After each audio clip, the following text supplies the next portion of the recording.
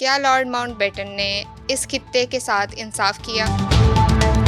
Lord Mountbatten جو ہے وہ سونے کا چمچہ منہ میں لے کے پیدا ہوئے تھے. تو ان کے ذاتی تعلقات سیاسی نتائج تک کیسے پہنچے؟ نہرو سے انہوں نے بہت قریبی تعلقات بنا لیے تھے.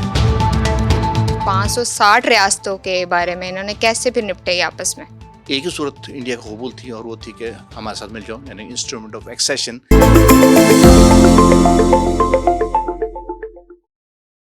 السلام علیکم، میں ہوں شیر ملک.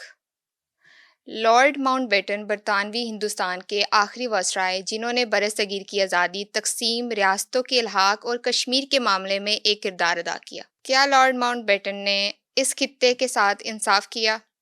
انہی تمام سوالات کے جوابات کے لیے میرے ساتھ اسٹوڈیو موجود ہیں سید محمد جعفری صاحب. آئیے جانتے ہیں تاریخ میں کیا ہوا تھا. السلام علیکم، کیسے ہیں آپ؟ وعلیکم السلام، آئی ایم گڈ. آپ کیسی ہیں؟ خیریت سے ہیں؟ یس آئی ایم آلسو گڈ. اچھا، ہم تاریخ کے ایک اور باب کی بات کر رہے ہیں. جی تو بات کرتے ہیں کہ ماؤنٹ بیٹن برطانوی ہندوستان کے آخری وزرائے تھے جی ہاں. اور ہندوستان کے پہلے گورنر جنرل تھے. تو انہوں نے اس اقتدار کو کیسے سنبھالا؟ ایسا ہے کہ لارڈ ماؤنٹ بیٹن جو ہے وہ سونے کا چمچہ منہ میں لے کے پیدا ہوئے تھے، یعنی کہ وہ رائل فیملی سے تھے اور he was socially very well placed اور اس کے علاوہ بڑے ایمبیشس تھے. تو اس کے ساتھ ساتھ ان میں پرسنالٹی تھی، کانٹیکٹس بنانے والے. Socially was very active, he was able to build relationships. اس لیے پولیٹیکلی اور ملیٹریلی ان کے بڑے تعلقات تھے یہاں پر، یعنی کہ ود ان انڈیا جو انہوں نے اسٹیبلش کیے. اور ان کا جو کریئر رہا ہے ملٹری کریئر، اس میں he was able to accomplish that. اور اس کی وجہ سے ان کی جو سکسیس تھی، ویسے تو کوئی ایسا ان کا کریئر نہیں تھا کہ اس میں ان کی بڑی حکمت عملی کام آئی ہو ملٹری کریئر میں، لیکن باقی ان چیزوں کے اس کے اوپر وہ چلتے تھے. تو that was the source of success for ہم. اور جب یہاں آئے تو ان کا پاس جو تجربہ تھا وہ برما کا تھا، جس کو آپ میانمار کہتے ہیں. برما میں سیکنڈ ورلڈ وار ختم ہوئی تھی، اور جب ختم ہوئی تھی تو انہوں نے جو جاپان کا فورسز کا قبضہ تھا اس سے جان چھڑانے کی کوشش کی تھی.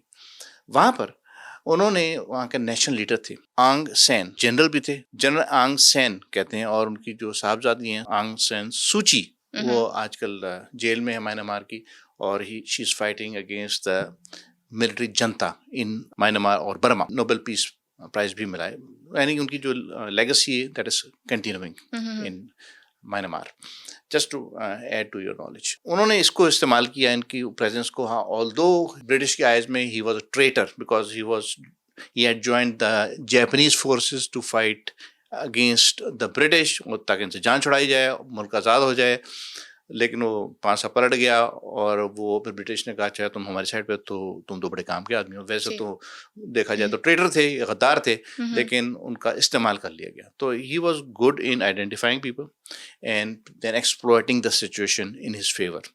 ایک وہ مثال ہے. دوسری مثال ہے، وہ ان کا فوج کا ایکسپیرئنس تھا، دیٹ واز ولیم سلم، جو کہ ان کی کمانڈ کے اندر تھا، and he was a very capable person. تو اس کی صلاحیات کو استعمال کرتے ہوئے use to execute war operations.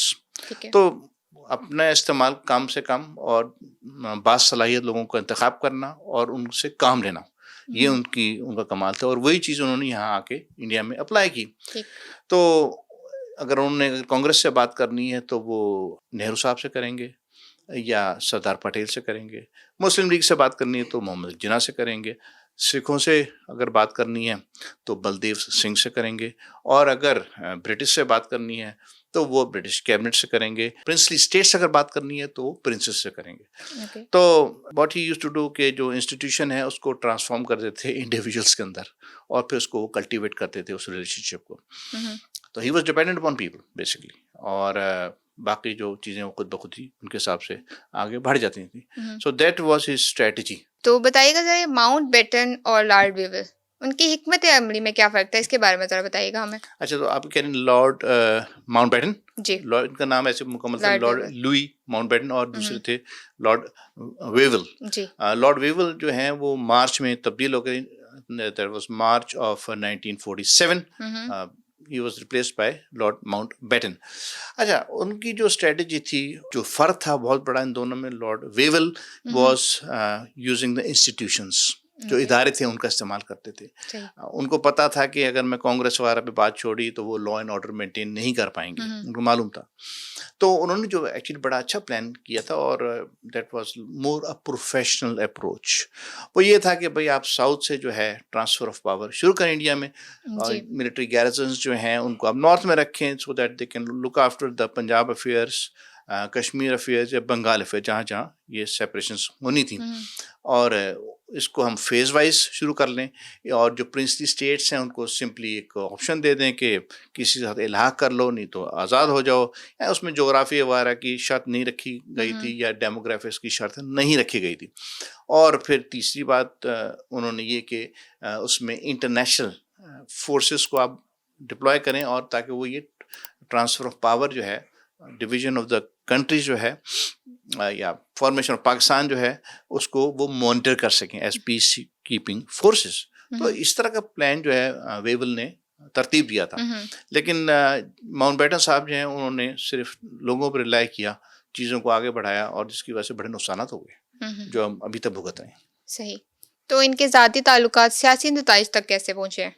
دیکھیے, نہرو سے انہوں نے بہت قریبی تعلقات بنا لیے تھے. اس میں ان کی بیوی کا بھی کردار, بیوی کس کی, لارڈ ماؤنٹ بیٹن کی, ایڈن ایشلی ان کا نام تھا.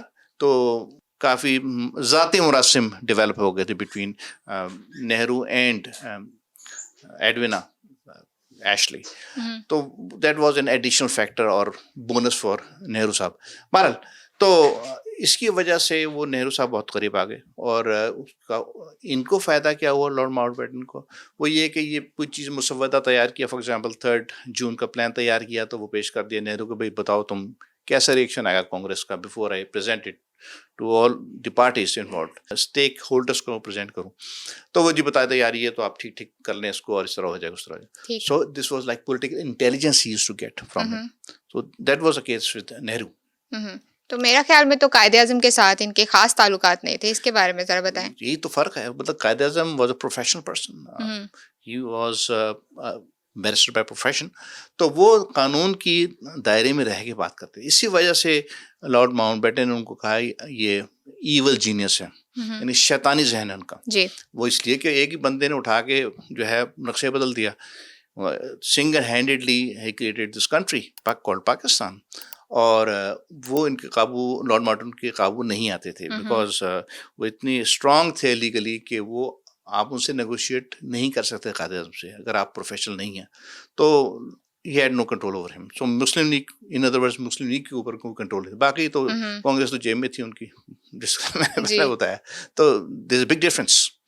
تو اس لیے چڑ کھاتے تھے وہ قائد اعظم سے, اور کہتے تھے اس کا جو ہے یہ تکبر ہے بس اس بندے کے اندر. حالانکہ ایسا کچھ نہیں تھا, it was just a professional person. تو جیسے کہ آپ ان کے تعلقات کے بارے میں بتا رہے, تو 560 ریاستوں کے بارے میں انہوں نے کیسے پھر نپٹے آپس میں؟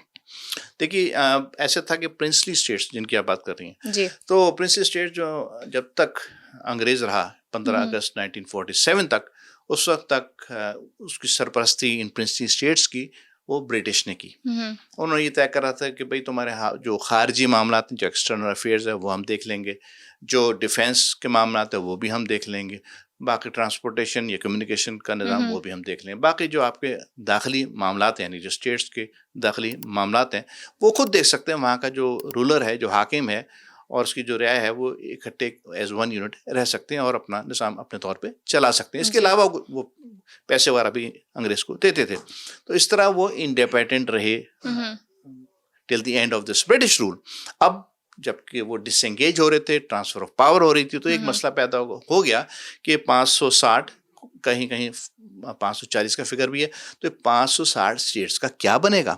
تو قانون تو یہ ہونا چاہیے تھا کہ جب یہ ڈس انگیج ہوں گے, اور قائد اعظم بھی اس بات پہ مضر تھے کہ بھائی جو لیگلی ہے وہ یہ ہے کہ ان کے پاس آٹومیٹکلی ایک آپشن آ جائے گا کہ وہ کس کے ساتھ الحاق کر لیں, پاکستان کے ساتھ مل جائیں, ہندوستان کے ساتھ مل جائیں, یا پھر وہ ایک انڈیپینڈنٹ اسٹیٹ کا اسٹیٹس حاصل کرنا چاہیں گے تو وہ اس کا اعلان کرتے ہیں. تو اس کو کہتے ہیں انسٹرومنٹ آف ایکسیشن. تو ان کے پاس یہ چوائس تھی کہ انڈیا کے ساتھ مل جائیں, الحاق کر لیں, پاکستان کے ساتھ مل جائیں, پاکستان کے ساتھ الحاق کر لیں, یا اسٹینڈ اسٹل ایگریمنٹ ایک کہہ دیں کہ ہم ایک انڈیپینڈنٹ اسٹیٹ رہنا چاہتے ہیں, ہم اپنے معاملات خود طے کریں گے. ہاں اگین ایکسٹرنل افیئرس, ڈیفینس اور کمیونیکیشن یا ٹرانسپورٹیشن وہ انڈیا کی ذمہ داری ہوگی. یا تو یہ تو 3 صورتیں تھیں.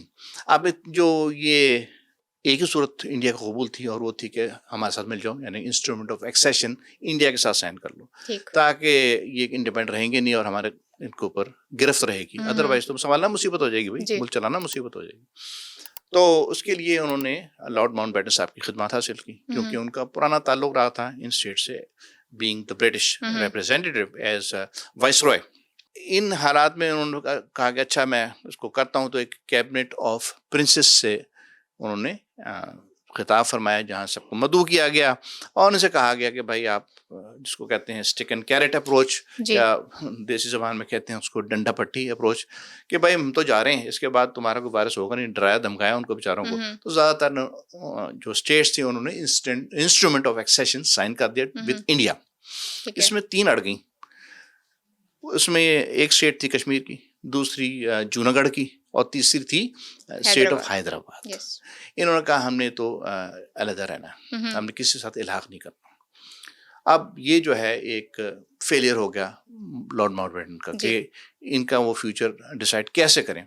وہ کہ بعد میں جو ہے جوناگڑھ پہ وہی ہندوستان نے یا انڈیا نے آرمی کا استعمال کیا اور زبردستی وہ اس کو اپنے قبضے میں کر لیا. اسی طرح حیدرآباد کے اوپر بھی فوجی چڑھائی یا فوجی سرکشی کر کے ان کو بھی اپنے قابو کر لیا. رہ کے کشمیر کا مسئلہ وہ آج بھی ایک ایسا مسئلہ ہے جو کہ حل نہیں ہو پا رہا. بالکل, جیسے کہ آپ نے 3 ریاستوں کے بارے میں بتایا گیا ہے, تو اس میں تو یہ امن برقرار نہیں کر پائے, تو پھر کیا کیا گیا؟ جیسے کہا بس وہ فوجی حل تھا, وہ کر بیٹھے جوناگڑھ کے ساتھ اور اسٹیٹ آف حیدرآباد کے ساتھ. کشمیر جو ہے بڑا بس مس ہینڈل ہوا ہے, اور اس میں کچھ بلیم ڈالا جاتا ہے لارڈ ماؤنٹ بیٹن پہ, کیونکہ ہمارا ابھی کا جو ڈسکشن ہے that is about Lord Mountbatten جو کہ گورنر جنرل تھے. اور اس میں تھوڑا سا یہ بتاتا چلوں کہ اس زمانے میں چونکہ یہ نیو کریشن تھی انڈیا اٹ سیلف اور پاکستان اٹ سیلف, تو یہاں کی آرمیز وغیرہ اتنی اسٹرانگ نہیں تھی. تو دونوں جگہوں پر فوجی جرنیل وتھ سم ادر آفیسرس بٹھا دیے گئے کہ you will had the armies of Pakistan and India, اور آپس میں آپ نہیں لڑیں گے. اسٹینڈ ڈاؤن آرڈر کہتے ہیں, اسٹینڈ ڈاؤن آرڈر تھا. اور ان کے اوپر ایک فیلڈ مارشل تھا. Field marshal was reporting to governor general which was Lord Mountbatten, اور پھر وہ آگے کوئین کو ریپرزینٹ کرتے, بیکاز یہ دونوں جو these were the dominance of England, ذیلی ریاست تو ابھی یعنی مکمل طور پر آزاد نہیں تھی. This was the arrangement. تو انڈر دس گیون ارینجمنٹ ہوا یہ کہ وہاں ہری سنگھ جو تھا وہاں کا مہاراجا تھا کشمیر کا, تو ان صاحب سے کہا گیا کہ بھائی تم بتاؤ ہمارے ساتھ, بہتر ہے کہ تم ہمارے ساتھ انڈیا کے ساتھ آ جاؤ. تو یہ ایک جو ہے وہ کشمکش چل پڑی, اور اس میں جو 77% جو تھے اس ریاست میں جموں کشمیر میں وہ مسلمان تھے. تو نیچرلی ان کا علاقہ اس طرح بنتا تھا ٹھیک پاکستان کی طرف. تو وہ ایسا ان کی کوشش تھی ایسا نہ ہو, کسی طرح سارا کا سارا کشمیر جو ہے انڈیا کے پاس آ جائے.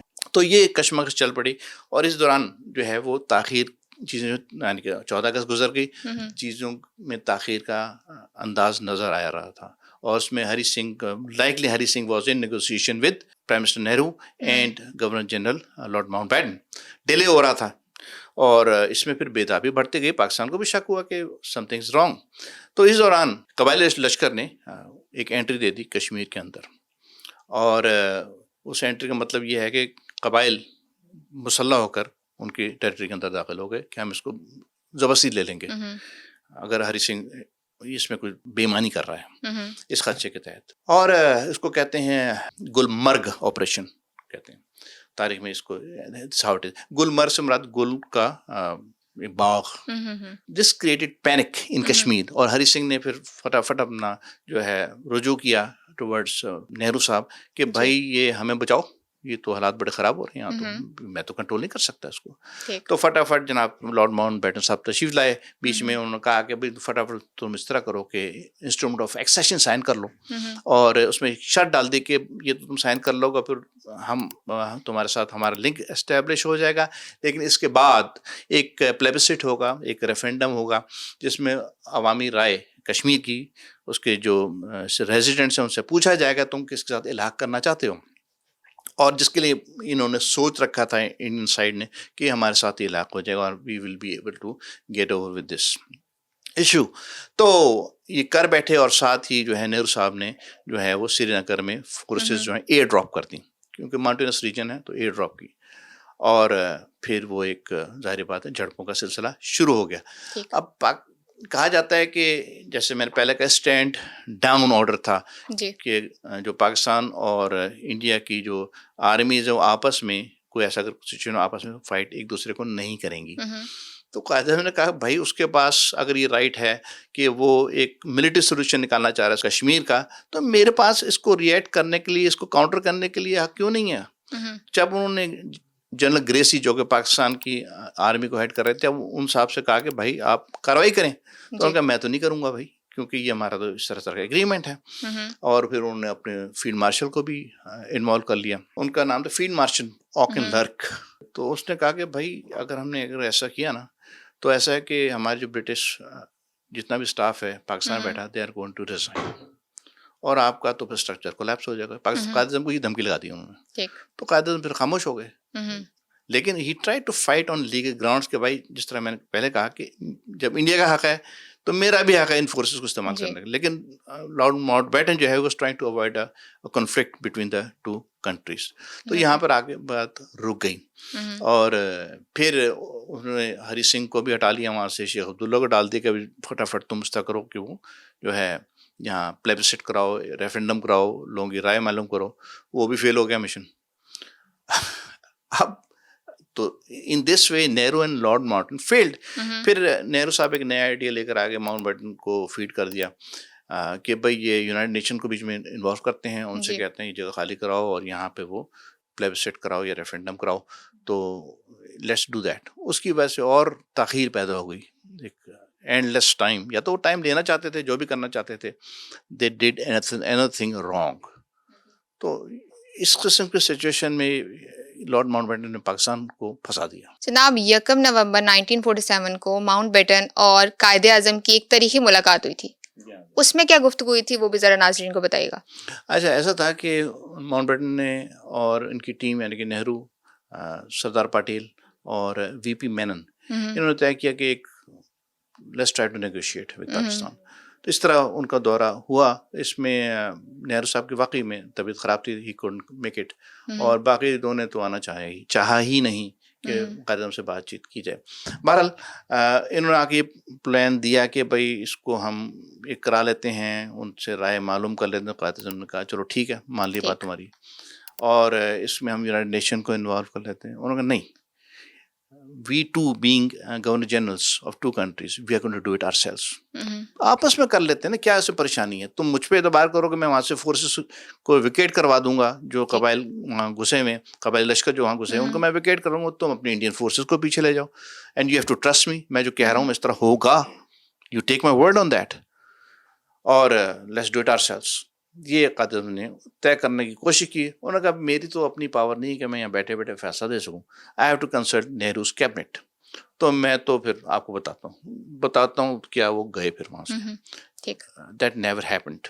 اور پھر ان کا قبضہ جو ہے جو جموں کشمیر کے اوپر وہ آج تک قائم ہے، جس کو ہم کہتے ہیں occupied territory of Jammu and Kashmir.